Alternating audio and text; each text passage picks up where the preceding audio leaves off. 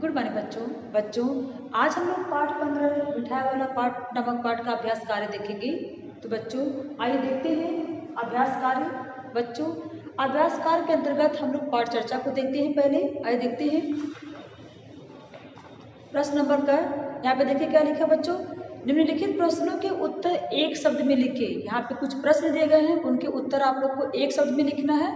तो निम्नलिखित प्रश्नों के उत्तर एक शब्द में बच्चों आइए देखते हैं। पहला क्या है, बच्चों की माँ का क्या नाम था।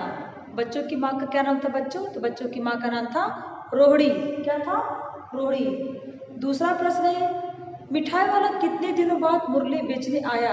मिठाई वाला बच्चों कितने दिनों बाद मुरली बेचने आया था, तो मिठाई वाला 6 महीने बाद मुरली बेचने आया था। तीसरा प्रश्न है, मिठाई वाला पहले कैसा आदमी था। यानी कि मिठाई वाला पहले कैसा आदमी था बच्चों, मिठाई वाला पहले जो है बहुत ही प्रतिष्ठित व्यक्ति था।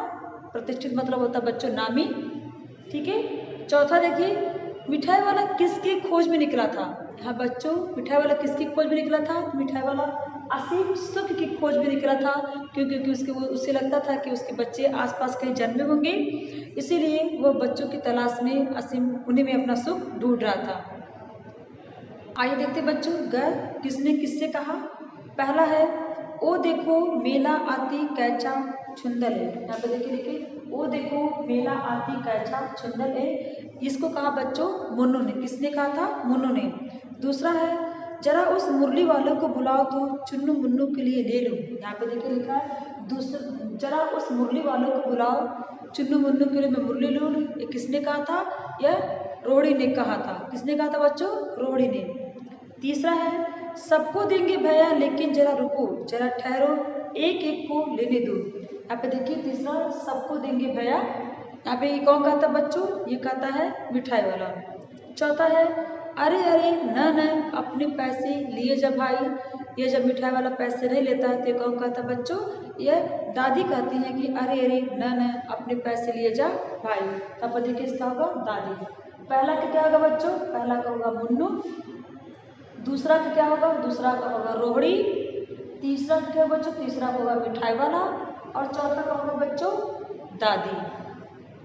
भाषा चिंतन के अंतर्गत बच्चों आइए देखते हैं पहला च संधि विच्छेद। यहाँ पे देखते हैं संधि विच्छेद में देखिए पहला क्या है, इच्छानुसार। यहाँ पे देखिए बच्चों संधि विच्छेद में पहला है इच्छानुसार। ये दीर्घ संधि है, इच्छा जमा अनुसार। यहाँ बच्चों देखते हैं इसका ये संधि विच्छेद ऐसे होगा, इच्छा जमा अनुसार, और ये एक दीर्घ संधि है।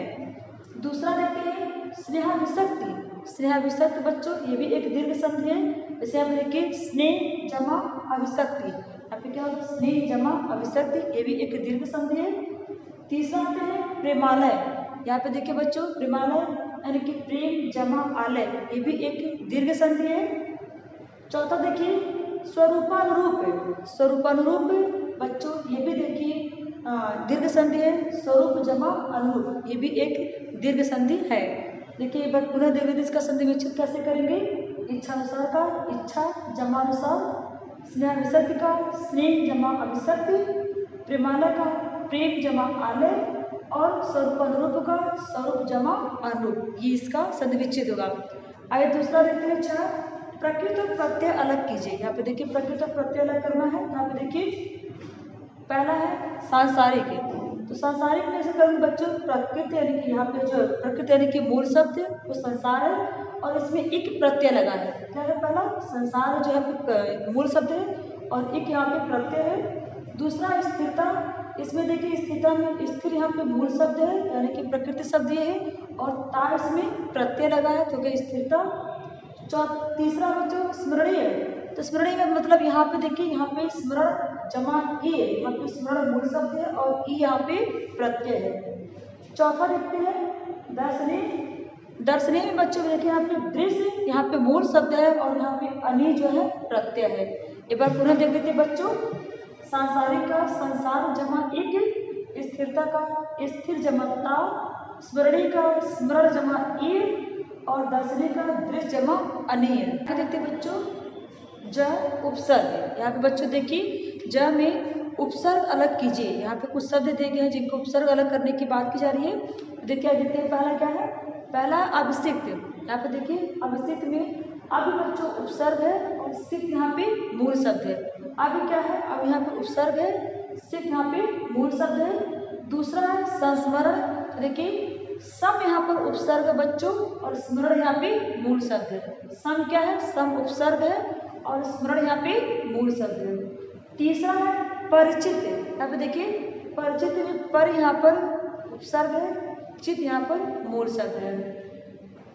चौथा देखिए अनुरूप। यहाँ बच्चों अनु यहाँ पर उपसर्ग है और रूप यहाँ पे मूल शब्द है।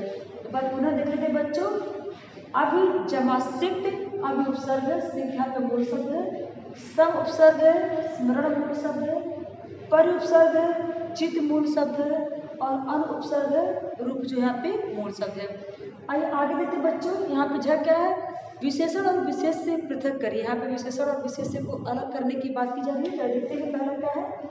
यहाँ पे देखिए मैंने विशेषण लिख दिया और यहाँ पे विशेष लिख दिया है। तो मधुर स्वर, यहाँ पे मधुर विशेषण है और स्वर जो है यहाँ पे विशेष है। उसी तरह से अधूरा वाक्य था, तो अधूरा बच्चों यहाँ पर विशेषण है और वाक्य यहाँ पे विशेष है। तीसरा है नन्ही उंगलियां।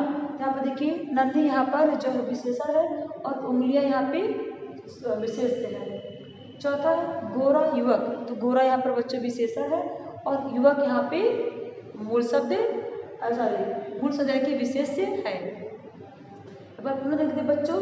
मधुर विशेषण है, स्वर विशेष है, अधूरा विशेषण है, वाक्य विशेष है, नन्ही विशेषण है, उंगलियां विशेष है, गोरा विशेषण है और युवक विशेष है। तो बच्चों आप लोगों का ये लेसन यानी कि मिठाई वाला नामक लेसन का अभ्यास कार्य समाप्त हुआ। आप लोग इस अभ्यास कार्य को अपनी कॉपी में लिख लीजिएगा और अपने बुक में भी लिख लीजिएगा। तो आज के लिए बच्चों इतना ही, आगे हम लोग कल पढ़ेंगे न्यू लेसन। आज के लिए बच्चों इतना ही, धन्यवाद।